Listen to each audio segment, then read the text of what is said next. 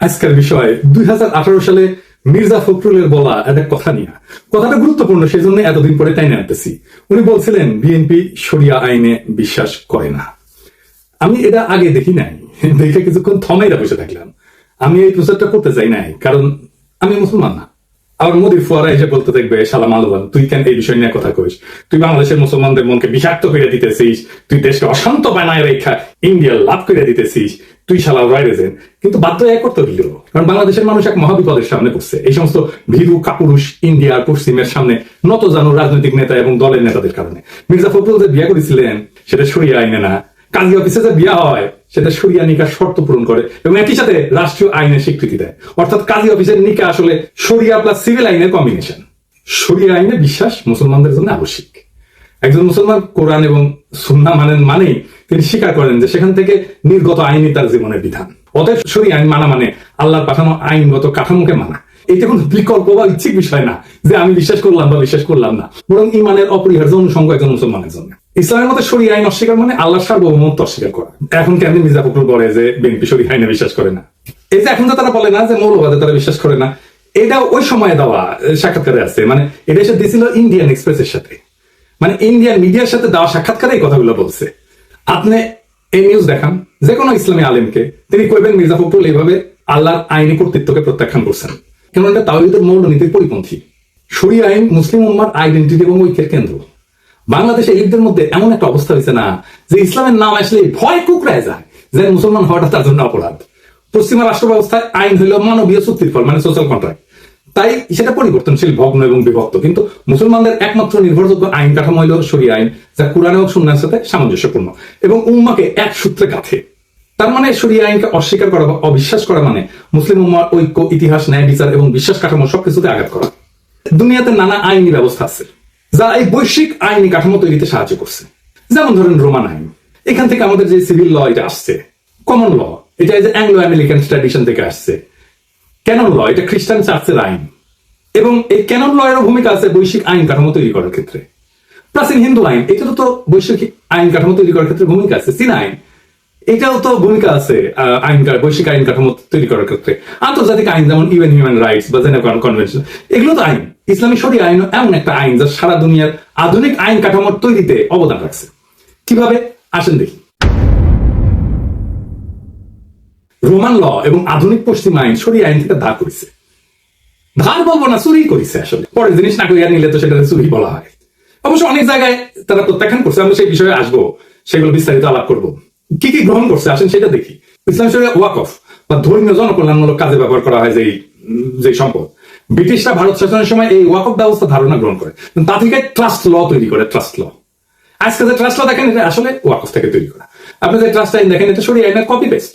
ব্রিটিশরা ভারত শাসনের সময় এই ওয়াকফ আইন বিশ্লেষণ করে। মূলত এটা স্যার উইলিয়াম জোন্স এবং হেনরি মাইন ওয়াকফের ধারণা থেকে ট্রাস্ট ল গড়ে তোলে। ট্রাস্টি এবং বেনিফিশিয়ারি সম্পর্ক অনেকটা ওয়াকফের কপি পেস্ট। বিশেষ করে চ্যারিটেবল ট্রাস্টের পারপিচুয়াল এন্ডাউমেন্ট ধারণা এটা ওয়াকফ থেকে নেওয়া হয়েছে। পারপিচুয়াল এন্ডাউমেন্ট এটার মানে কি জানেন না? আসেন এটা বুঝে দেখি। এটা হচ্ছে স্থায়ী তহবিল, মানে হলো একটা তহবিল বা ফান্ড যেটা কখনো শেষ হবে না। ধরেন আপনি একটা বড় অঙ্কের টাকা কোনো বিশ্ববিদ্যালয়, হাসপাতাল বা কোনো সংগঠনকে, প্রতিষ্ঠানকে দিলেন, কিন্তু শর্ত হলো যে এই টাকা মূলধন হিসেবে সুরক্ষিত থাকবে, আপনি হাত দিতে পারবেন না, খরচ করা যাবে না। শুধু এই টাকা থেকে যে আয় হবে সেটা দিয়ে বিশ্ববিদ্যালয় হোক, হাসপাতাল হোক, প্রতিষ্ঠান হোক, এটা খরচ চালাবে। এরকম প্রচুর প্রতিষ্ঠান আছে। এইভাবে মূলধন কখনো শেষ হয় না, শুধু আয়ের অংশ ব্যবহার করা হয়। ফলে ওই প্রতিষ্ঠান চিরকাল, এটাকে পারপিচুয়ালি বলা হচ্ছে, চিরকাল এই তহবিল থেকে উপকৃত হতে পারে। এটা এক ধরনের চিরস্থায়ী সম্পদ যা দিয়ে কোনো প্রতিষ্ঠান প্রজন্মের পর প্রজন্ম ধরে লাভবান হয়। বাংলাদেশের সরকারের স্থায়ী তহবিল দিয়ে প্রতিষ্ঠান চালায়, কিন্তু যেমন বিআইডিএস। তো মির্জা ফখরুল কি ওই টাকা ফেরত চাইবেন যে এই টাকা তো ফেরত দাও? এটা তো শরিয়া আইনের মতো একটা ব্যবস্থা থেকে আসছে এই ফান্ড। তারপরে ধরেন শরিয়া আইনের কর্জে হাসানা, এটা তো সরাসরি শরিয়া আইন, ইসলাম ফিকা থেকে উদ্ভূত। কোরআনে কর্জে হাসানার কথা আসছে সূরা আল বাকারায়। শুধু তাই না, সূরা আল হাদিদেও আসছে। এর অর্থ হলো আল্লাহকে উত্তম ঋণ দেওয়া, মানে কারো উপকারে সুদ মুক্ত ঋণ দেওয়া, যা পরে ফেরত না হবে, কিন্তু কোনো সুদ বা মুনাফা নেওয়া হবে না। ইসলামে এটা একটা সাদকা জারিয়া বা অবিরাম সওয়াবের কাজ হিসেবে ধরা হয়। আধুনিক পশ্চিম আইনে কিন্তু এটা গ্রহণ করছে, যেমন micro finance, zero interest loan. এমনকি কিছু খ্রিস্টান চার্চ, ইহুদি কমিউনিটি, নন প্রফিট প্রতিষ্ঠান interest free community loan fund চালায়। আপনি জিরো ইন্টারেস্ট লোন বলতে পারবেন, কিন্তু যে আইডিয়া থেকে এই জিরো ইন্টারেস্ট লোন আসলো সেই শরিয়া আইনের কথা বললে সেট করে উঠবেন। শরিয়াতে আমানা বা বিশ্বাস ভিত্তিক সম্পদ রক্ষা একটা বড় দায়িত্ব। এটা একটা খুবই মৌলিক কনসেপ্ট শরিয়া আইনের। মানে এই বিশ্বাস এইটা রক্ষা করাটা এটা দায়িত্ব, কিন্তু এটা অপরাধ না। কিন্তু রক্ষা না করলে, লঙ্ঘন করলে ক্ষতিপূরণ দিতে হয়।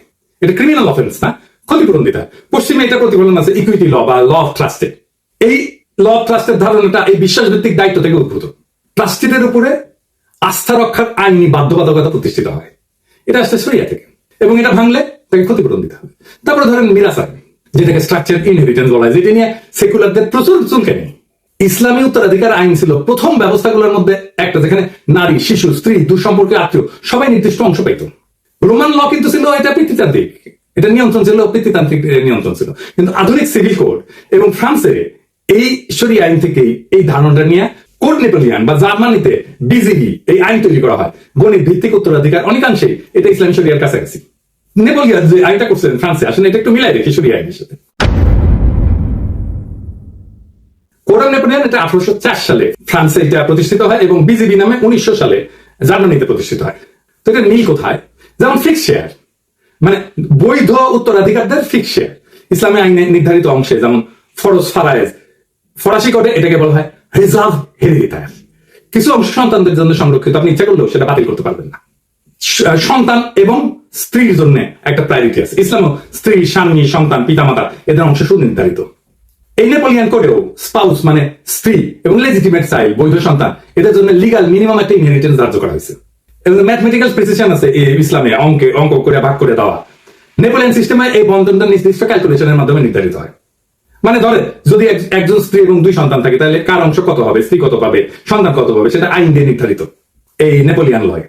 তারপরে ধরেন উইল করার ক্ষমতা। ইসলামে কিন্তু উইল করে সম্পদের সর্বোচ্চ 1/3 বিতরণ করা যায়, তার চেয়ে বেশি না।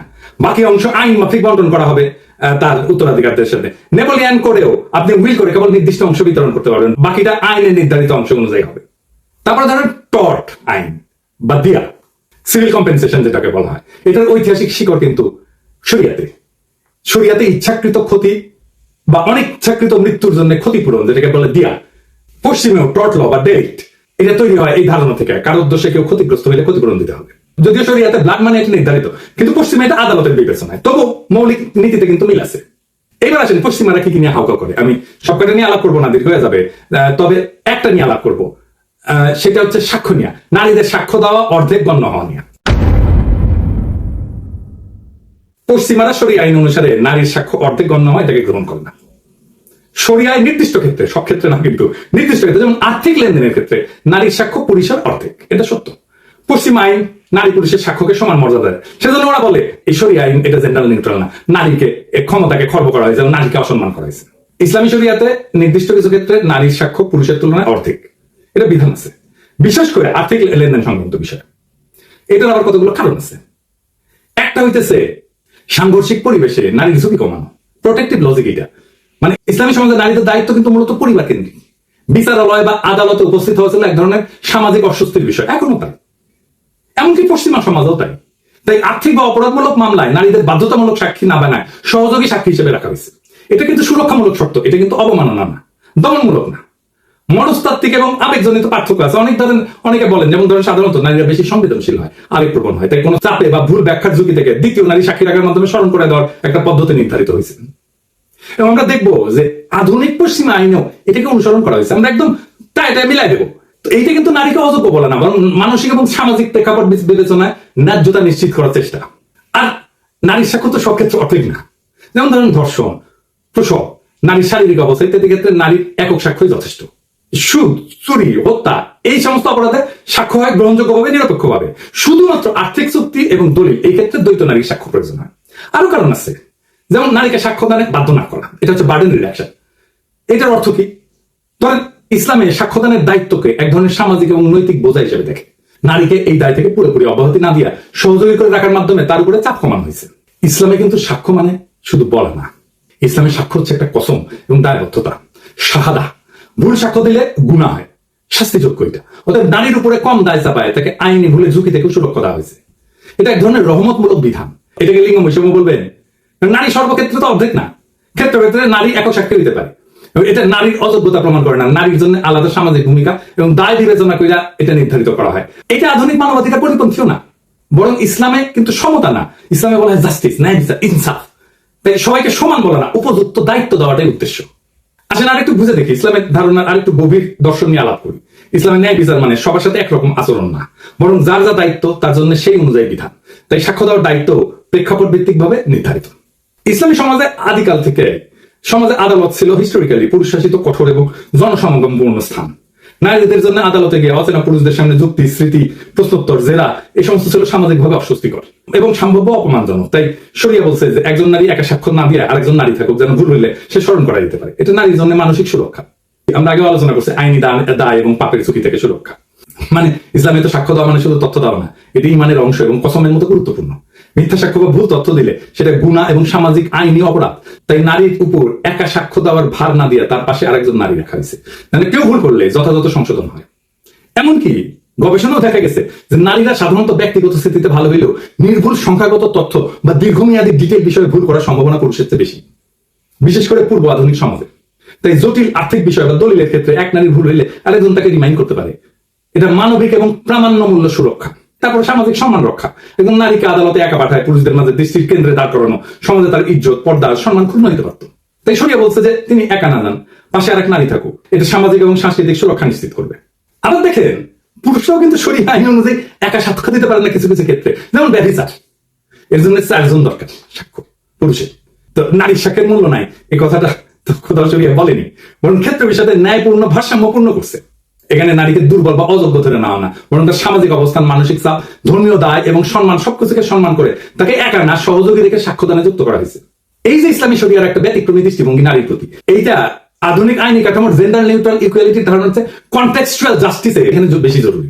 এমনকি ফেমিনিস্ট আইন বা আমাদের নারীবাদী আইনের কোন ধারণার সাথে শরিয়ার কোন কোন বিধান সমান্তরাল বা সমরূপ। আমরা তো বলছি যে ইসলাম শরিয়া অনুযায়ী আর্থিক চুক্তিতে দলিল সংক্রান্ত সাক্ষ্যে নারীর একক সাক্ষ্য না হয় না, 2 জন নারীকে সাক্ষ্য দেওয়ার বিধান আছে। এই সুরক্ষার ধারণাটা আধুনিক ফেমিনিস্ট লিগাল থিওরির অন্যতম গুরুত্বপূর্ণ ধারণা। সাবস্টেনশিপ ইকুয়ালিটি এইটা সমান্তরাল। সাবস্টেনশিপ ইকুয়ালিটি কি বলে? আইনি সমতা মানে সমানকে একভাবে দেখা না, বরং প্রেক্ষাপট বুঝে ন্যায্য আছে। একই কথা তো শরিয়া বলছে। শরিয়া তো নারীর সাক্ষ্যকে মূল্যায়ন করেনি, বরং প্রেক্ষাপট ভিত্তিক সাক্ষ্য প্রমাণ প্রক্রিয়ায় তাকে একটা নিরাপদ কাঠামোর মধ্যে রাখছে। আধুনিক ফেমিনিস্ট আদালতও আজকে ভালনারেবল উইটনেস অর্থাৎ নারীদের জন্য একই রকম সুরক্ষামূলক কাঠামো আছে। যেমন ধরেন উইটনেস অ্যাডভোকেট সাপোর্ট, নারী সাক্ষীকে ভয় মুক্ত রাখার জন্য একটা বিশেষ প্রক্রিয়া। বাংলাদেশেও এই আইন আছে, সাক্ষী সুরক্ষা আইন। তারপরে ফেমিনিস্টরা বলে ট্রমা সেনসিটিভ কোশ্চেনিং বা ক্লোজ কোর্টরুম প্রসিডিউরস। শরিয়ার বিধানে নারী যেন একা সাক্ষ্য না দেয়, ভুল হলে অপর নারী যেন স্মরণ করে দেয়। এই ব্যবস্থাটা সরাসরি কিন্তু সমান্তরাল। ভিকটিম সাপোর্ট অ্যাডভোকেট থাকে কিন্তু ফেমিনিস্ট এই আইনে, আধুনিক আইনে এই ব্যবস্থার সাথে। এবং আদালতের পরিবেশ, বিশেষ করে পুরুষ প্রধান বিচার ব্যবস্থা নারীদের জন্য অস্বস্তিকর জন্য রিট্রমাটাইজিং হইতে পারে নারীদের জন্য এখনো পর্যন্ত পশ্চিমা আদালতে, বিশেষ করে যাদের জন্য সহিংসতার অভিজ্ঞতা আছে। সেই জন্য ফেমিনিস্ট জুরিসপ্রুডেন্স বলে এই সমস্যাটাকে judicial case and retraumatisation of female witness. তাই পশ্চিমা আদালত আজকে অনেক জায়গায় নারীদের জন্য রিমোট টেস্টিমনি বা ভিডিও বেস ডিপোজিশন এই ব্যবস্থা চালু করছে। ভিডিও বেস সাক্ষ্য, এটা আগেই সাক্ষ্যটা রেকর্ড করা হয়, এটা চালানো হয়। শরিয়া এই সমস্যাটা অনেক আগে থেকে উপলব্ধি করে নারীদের আদালতে একা সাক্ষ্য দেওয়া থেকে রক্ষা করছে এবং তাকে সহযোগী সাক্ষী বানায় তার মানসিক চাপ হ্রাস করছে। এটাও এক ধরনের পুরানো ট্রমা ইনফর্মড প্রসিডিউর। শরিয়া নিয়ে তো আমরা দেখছি নারীর উপরে কম চাপ দেওয়া হয়েছে, তাকে দলগত সাক্ষ্য প্রদানে একটা সুযোগ দেওয়া। এই বিষয়টা মডার্ন ফেমিনিস্টরাও প্রতিফলিত হয় যে burden minimisation for vulnerable groups. তারা বলে মানে সাক্ষ্যদানে যে চাপ তৈরি হয় সেটা লিঙ্গ, পেশা, সামাজিক অবস্থান অনুসারে হালকা করে দেওয়া। এই নীতি শরিয়া বহু শতক আগেই প্রয়োগ করছে। এবং পশ্চিমে দেখেন এই জন্যে এই নারীদের জন্য pre recorded video testimony, legal protection shield, এমনকি ফিমেল ফ্রেন্ডলি জাজমেন্ট চালু করা হয়েছে। আর শরিয়া তো সেই 1400 বছর আগে নারীদের কোর্টরুম ট্রমা থেকে বাঁচাতে বলছে। রে ভাই, এই কোর্টরুম ট্রমার কথা তো 1400 বছর আগে বলছে, এইটা এখন অপরাধ হয়ে গেছে। তো এই নীতির মূল কি লক্ষ্য হইলো? এটা নারীর বিরুদ্ধে তো না, তার জন্য সাপোর্টিভ লিগাল স্পেস নিশ্চিত করা। এমনকি আমেরিকাতে অনেক রাজ্যে, বিশেষ করে এই যে ডোমেস্টিক যে ভায়োলেন্স, এই মামলায় নারীরা আদালতে না গিয়ে ভিডিওর মাধ্যমে সাক্ষ্য দিতে পারে এবং তাদের জন্য ভিকটিম লেয়াজ অফিসার থাকে যে তার পাশে দাঁড়ায় থাকে সবসময়। আধুনিক ফেমিনিস্ট আদালত এখন নারীর কথা বিশ্বাসযোগ্য করার জন্য তাকে অতিরিক্ত সাহায্য দিচ্ছে, অথচ ইসলাম এই প্রয়োজনটাকে অনেক আগে চিনতে পারছিল, তবে ধর্মীয় ভাষায় এবং নৈতিক কাঠামোতে বলছে। তাই ইসলামের শরিয়ায় নারীর স্বাক্ষর বিধান এটা জেন্ডার বিভাজন নাকি আধুনিক ফেমিনিস্ট লিগাল রিফর্মে যে সমস্ত gender sensitive trauma award equity based আইনি কাঠামো ব্যবস্থা তৈরি করছে সেটার মতোই সেটা অনেক আগে সে রাস্তায় আসছে, কেবল তার ভাষা এবং দৃষ্টিভঙ্গি ছিল ধর্মীয়। এইটাই শরিয়ার প্রেক্ষাপট ভিত্তিক ন্যায়ের শক্তি। আর উল্টা বুঝলি রাম, যার জন্য অ্যাপ্রিসিয়েশন পাওয়া দরকার ছিল সেটা দিয়া আপনার ইন্ডিয়া বাড়ি।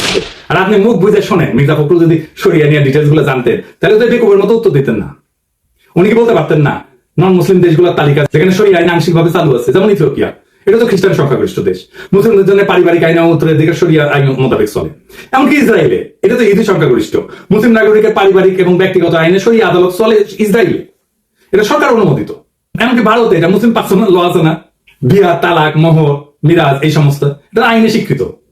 সিঙ্গাপুরে, এই যে সিঙ্গাপুরে, এটা তো বৌদ্ধ খ্রিস্টান সংখ্যাগরিষ্ঠ, এখানে শরিয়া কোর্ট আছে মুসলিমদের পারিবারিক বিষয় বিচার করার জন্য। কেনিয়া, এটা খ্রিস্টান সংখ্যাগরিষ্ঠ দেশ, এখানে খাদি কোর্স আছে মুসলিম পারিবারিক উত্তরাধিকার আইন নিয়ে রায় দেয়। ফিলিপাইনে ক্যাথলিক সংখ্যাগরিষ্ঠ দেশ, এটা মুসলিম স্বশাসিত অঞ্চলে শরিয়া আদালত কার্যকর আছে। এমনকি ইউকেতে, যুক্তরাজ্যে, এটা তো খ্রিস্টান সংখ্যাগরিষ্ঠ দেশ, এখানে শরিয়া কাউন্সিল আছে, ইসলামিক ট্রাইব্যুনাল আছে, এটা ঐচ্ছিক পারিবারিক সালিশ হিসেবে এটা ইউজ করতে পারে, ব্যবহার করতে পারে। অস্ট্রেলিয়া, এটা তো খ্রিস্টান সংখ্যাগরিষ্ঠ দেশ, এটা মুসলিম কমিউনিটির মধ্যে শরিয়া ভিত্তিক মধ্যস্থতা, এটা নন বাইন্ডিং, এটা চালু আছে। সেদিন দেখলাম আমি যে গণ অধিকার পরিষদের রাশেদ বলছে আমাকে নিয়ে যে আপনি অনেক ইসলামিক মূল্যবোধের বক্তব্য প্রচার করেন, সে আপনি কেন আজও ইসলাম ধর্ম গ্রহণ করেননি? আমি বলি কি রাশেদ, হুদাই আমার কাছে লাগতে এসো না, নিজের মূর্খতা প্রকাশ করিল না। দুনিয়াতে অমুসলিম ইসলামিক স্কলার নাই, তারা ইসলাম নিয়ে কথা বলে না, লেখালেখি করে না, গবেষণা করে না। এই যে ইগনাস গোলসিয়ার নাম শুনিছো জীবনে? শোনো নাই, উনি হাঙ্গেরির লোক ছিলেন, আধুনিক ইসলামিক স্টাডিজের অন্যতম প্রতিষ্ঠাতা। হাদিস নিয়ে যত মৌলিক গভীর গবেষণা হয়েছে এই ভদ্রলোক করেছে। জোসেফ শাক্টের নাম শুনিছো কোনদিন? ইসলাম শিক্ষা এবং শরিয়া আইন বিষয়ে গুরুত্বপূর্ণ গ্রাউন্ড ব্রেকিং গবেষণা করছেন। আধুনিক যুগে মন্টেগোমারি ওয়াট নাম শুনিছো? নবী করিম পিস বি আপন হিম, উনার জীবন এবং ইসলামের প্রারম্ভিক ইতিহাস নিয়ে যে বিখ্যাত কাজটা, সেটা উনার করা। মুসলমান না হলে ইসলাম নিয়ে কথা বলা যাবে না, কোন নিষেধ আছে নাকি ইসলামে? তো তুমি তো মুসলমান, মির্জা ফখরুল মুসলমান, অন্তত নামে মুসলমান, তো পারো না কেন এমন একটা ব্যাখ্যা দিতে এতদিনেও শরিয়া নিয়া? পারো না জন্যই তো আমারে কইতে হয়, শুধু পারো না তা না, ওরা যা চায়, ইন্ডিয়া যা চায় সেটা কই আসো। রাজনৈতিক দল করছো, দূতাবাসের তো দাওয়াত টাওয়াত দাও, তো সবাই ডাকো একদিন থেকে হোটেলে, গণ অধিকার পরিষদের তরফ থেকে, খরচ আমি দিব, বলো আমরা শরিয়া নিয়ে গণ অধিকার পরিষদের অবস্থান ব্যাখ্যা করবো, তারপরে সেটা ভিডিও করো, তুমি নিজে করো, দেখি কেমন পারো। আমি কেন মুসলমান হই না তার আগে দেখাও তুমি কোন মাপের মুসলমান হইতে পারছো। এটা একটা মুসলমান প্রধান দেশের রাজনৈতিক দলের নেতা হিসেবে তুমি কতটা যোগ্য সেটার প্রমাণ দাও আগে। তোমার মুসলমানদের ধর্মীয় আত্মপরিচয় রক্ষার, সাংস্কৃতিক পরিচয় রক্ষার পর্যাপ্ত ইসলামিক জ্ঞান আছে কিনা তার পরীক্ষা দাও আগে, দেখি। আমি তো চুপ হয়ে চাইতেই পারি যে কোনো সময়, কিন্তু দেখি তোমার হ্যাডম কেমন, তোমাদের হ্যাডম কেমন, দেখতেছি তো হ্যাডম। বাংলাদেশে 82% মানুষ শরিয়া আইন চায়, জানো এটা? এটা 2015 সালের কথা। কেন চায়?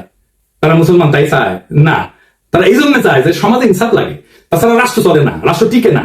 তোমরা তো তোমাদের বালসালের আদালত, আইন, রাষ্ট্র এটা প্রতিষ্ঠা করতে পারো নাই, ইনসাফ প্রতিষ্ঠা করতে পারো নাই সমাজে, তাই মানুষ খোদার দরবারে ফরিয়াদ জানায়। একজন মুসলমান যখন বলে আমি শরিয়া আইনে বিশ্বাস করি না, সেটা আসলে শুধু একটা আইন, একটা ঐতিহ্য, একটা বিশ্বাস, একটা সভ্যতা এবং তার আত্মপরিচয়কে অস্বীকার করে। এই অস্বীকার শুধু ব্যক্তিগত মত না, বরং তার মুসলিম উম্মার অন্তর্নিহিত ঐক্যের ভিত কাঁপায় দেয়।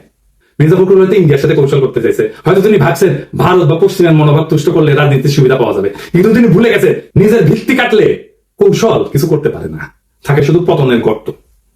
আজকে বাংলাদেশের কেউ শরিয়ার নাম নিলে তাকে মৌলবাদী বলা হয়, পশ্চাৎপদ বলা হয়, কিংবা লিবারেল দুনিয়ার শত্রু বলা হয়। অথচ আন্তর্জাতিক আদালত থেকে শুরু করে আধুনিক ফেমিনিস্ট আইনের ভিত পর্যন্ত বহু প্রভাব আজ ইসলামী শরিয়ার চিন্তা থেকে আসছে। কাজেই প্রশ্ন একটাই, আপনি শরিয়ার শত্রু নাকি অজ্ঞ? আপনি আত্মপরিচয়ের পক্ষে নাকি রাজনৈতিক গোলামীর খাঁচায় বন্দী? আপনি কাদের প্রতিনিধি, আপনার ধর্মীয় সংস্কৃতির নাকি আপনার প্রতিপক্ষে? শরিয়া মানে কেবল শাস্তি না কিন্তু, বরং একটা অন্তর্নিহিত ন্যায়ের ভাষা। আর এই ভাষা অস্বীকার করা মানে কেবল ধর্ম না, নিজেকে, নিজের সংস্কৃতিকে, সেটাকে অস্বীকার করা। যার ধর্ম তুমি ধারণ করো তার বিধানকে অপমান করিয়া তুমি কাকে সন্তুষ্ট করবা, আর কাদের কাছে নিজেকে বিকায় দিতেছো? এই প্রশ্ন ফুরাবে না যতদিন পর্যন্ত একজন নেতা দাঁড়ায় বলবে আমরা শরিয়াতে বিশ্বাস করি না। বাংলাদেশকে তার সংস্কৃতি, তার ধর্মের উপরেই দাঁড়াইতে হবে, সেটাই বাংলাদেশের নিয়তি, এবং সেইটাই বাংলাদেশের স্বাধীনতা, সার্বভৌমত্ব, আঞ্চলিক অখণ্ডতা এবং মানব সত্তার মর্যাদা রক্ষা করবে। ইনকিলাব জিন্দাবাদ।